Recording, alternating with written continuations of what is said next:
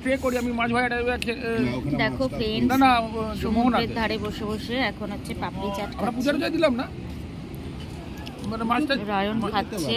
হ্যাঁ আমরা মাছটা খেলাম ওইখানে আর সামনেটা মোহনাতে দেখো স্নান টান পুরো করলাম মাছটা সমুদ্র, খেলাম এই তারপরে যদি সমুদ্রের ধারে ছোটবেলা তো তখন দাঁড়াবে এই যে পয়সা দিলে আপনার সঙ্গে সারা দিন দাঁড়াবে। ঝালমুড়ির দোকানে বসে।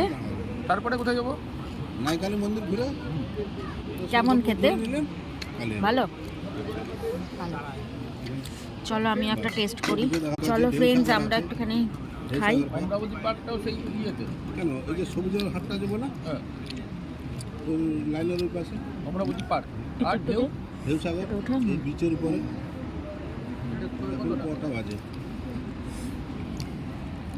এই দেখো ফ্রেন্ডস ওখানে 7টা বাজে। এখন গেলেও ঘুরতে বেশ ঘুরে ভালো আসতে বানিয়েছে পারেন। পাপড়ি চাট। 1 ঘন্টা খোলা থাকবে।